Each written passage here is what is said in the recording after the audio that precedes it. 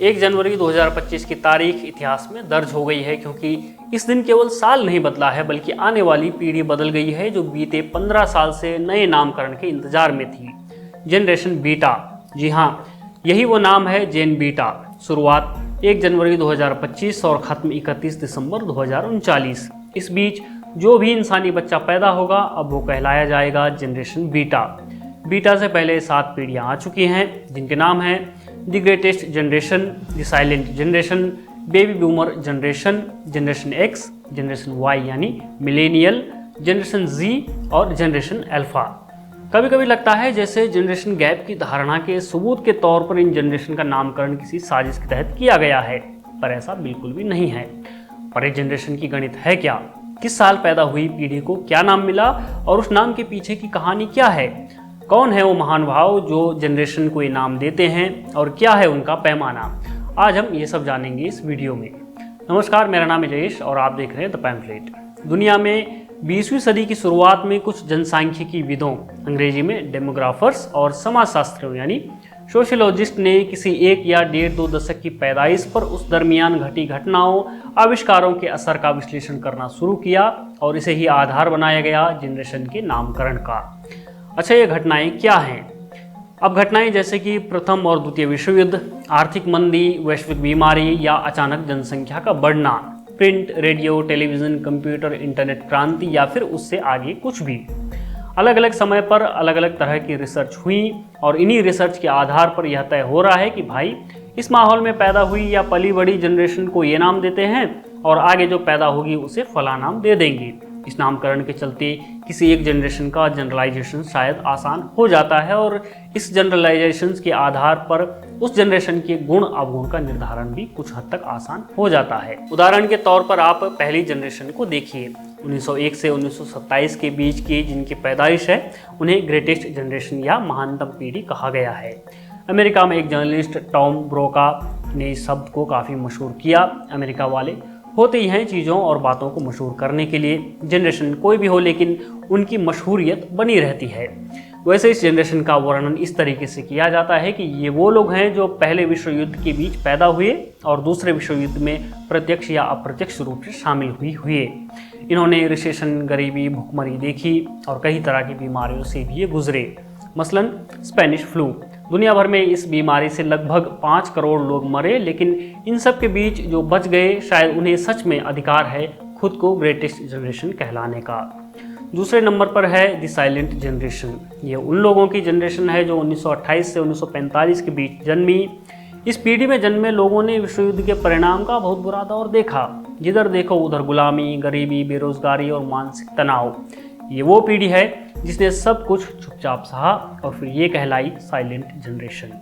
देखा जाए तो सहने वाले के पास चुप रहने के अलावा और क्या ही रास्ता होगा। और उन दिनों तो सोशल मीडिया भी नहीं था। बंदा चुप न रहकर सब कुछ फेसबुक और ट्विटर पर टाँक देता, इंस्टाग्राम पर डाल देता। फिर आई बेबी बूमर।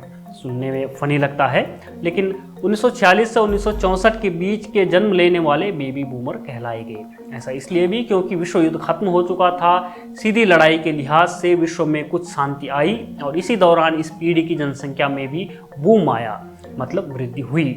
इसलिए ये बूमर जनरेशन है। वैसे जनसंख्या की वृद्धि की आवश्यकता भी रही होगी, क्योंकि ऐसे बड़े युद्ध में बड़ी भारी संख्या में दुनिया से जनसंख्या कूच कर गई हो। 1965 से 1979 के बीच पैदा हुई एक्स जनरेशन।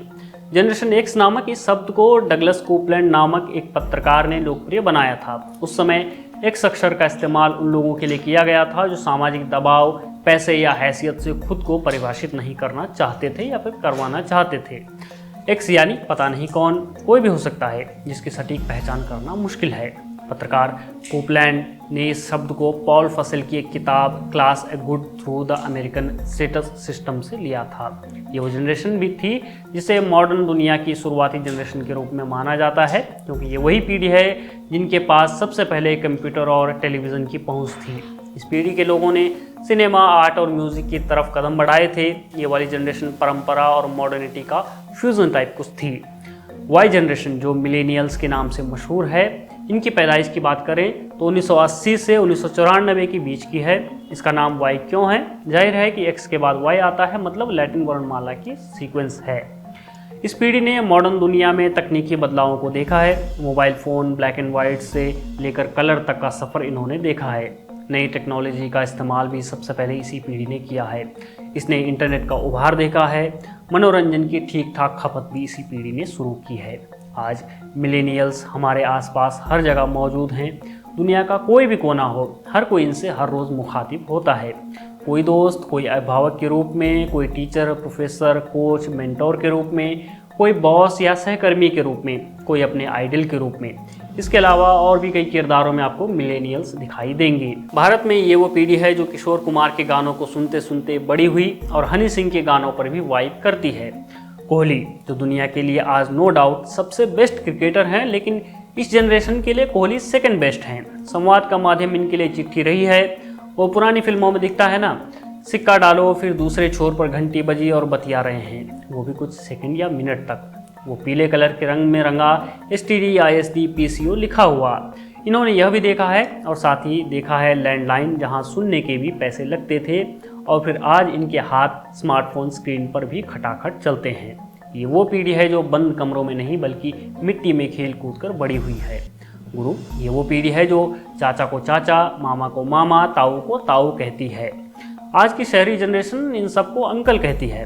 कहने का अर्थ यह है कि मिलेनियल्स वो पीढ़ी है जो रिश्तों की बारीकी समझती है। ये वो पीढ़ी है जो अपने गांव, अपने घर के आसपास के लोगों की कुंडली तक बता दें। इंसान सामाजिक प्राणी है और ये बात मिलेनियल्स भली भांति समझते हैं। समाज का सुख दुख समझने की कला इनके पास बची हुई है। चलिए अब बात वर्तमान में सबसे पॉपुलर जनरेशन की, जेन जी की। इनको लेकर एक कन्फ्यूज़न बना रहता है कि जेन जी कौन कहलाए जाएंगे, 1997 के बाद वाले या फिर 1995 के बाद वाले। ऐसा इसलिए क्योंकि कुछ जगहों पर 95 का दावा है और कुछ पर 97 का।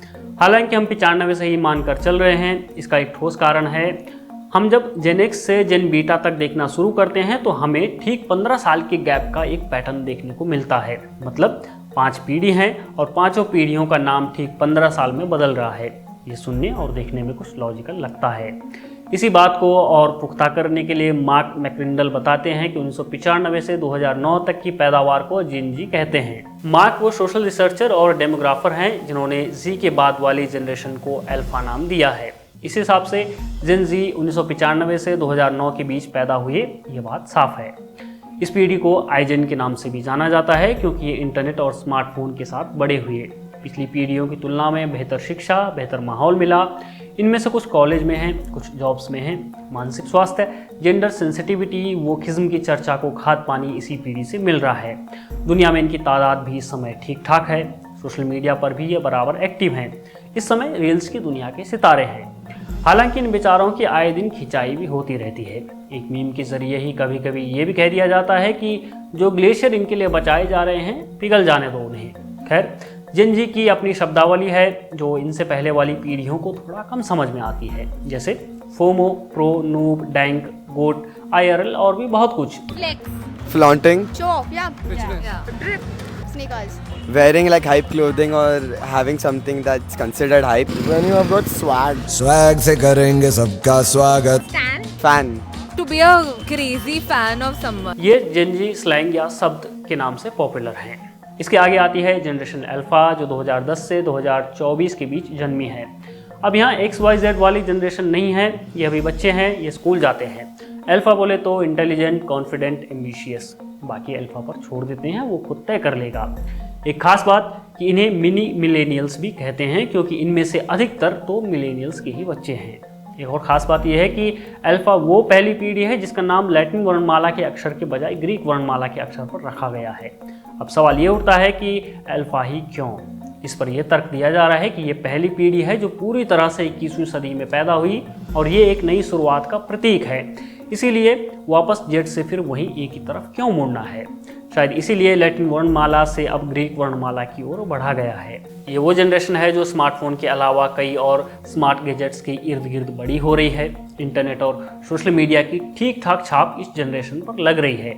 अपने आसपास हम देखते ही हैं कि कैसे 3-4 साल के बच्चे ठीक से चल भी नहीं पा रहे हैं कि स्मार्टफोन पर उनकी उंगलियां हरकतें करने लगी हैं। तो भैया ये AI के उभार के समय वाली जनरेशन है। इस जनरेशन की पहुंच शुरुआत से ही ग्लोबल है।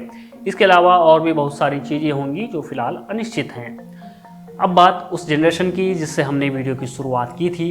फिर दोहरा रहे हैं कि 1 जनवरी 2025 से 31 दिसंबर 2039 तक पैदा होने वाली पीढ़ी बीटा कहलाएगी। ग्रीक वर्णमाला का गणित अल्फा के बाद बीटा। इस जनरेशन की कहानी तो भविष्य के गर्भ में है, लेकिन हाँ, एक बात बिल्कुल तय है, जब बीटा पीढ़ी पैदा हो रही होगी और बढ़ रही होगी तब एआई भी बड़ा हो रहा होगा और उनके सामने समाज के स्तर पर, पर्यावरण के स्तर पर कुछ नई चुनौतियां भी होंगी। अब एक सवाल जो अक्सर जहन में आता है कि अलग अलग जनरेशन का अलग अलग नाम क्यों? आसान शब्दों में कहें तो ये नाम हमें बताते हैं कि पीढ़ी दर पीढ़ी लोग कैसे पले बढ़े, उनके गुजर बसर का तरीका कैसा था, वो सोचते कैसे थे, उनके समय क्या चुनौतियां थी, क्या सहूलियत थी। पीढ़ी के नामों के पीछे असल में दास्तां है हमारे पूर्वजों की, कहानी होगी आने वाले हमारे बच्चों की कि बदलते देश काल समय के साथ कैसे उन्होंने सामंजस्य बिठाया, क्या करतब दिखाए और खुद को कैसे स्थापित किया, जैसा आप और हम इस समय कर रहे हैं। ये हमारी ही तो कहानी है। आपको कैसे लगी जनरेशन के नामकरण की ये कहानी? हमें कमेंट बॉक्स में ज़रूर बताएं। बने रहिए हमारे साथ, देखते रहिए द पैम्फलेट।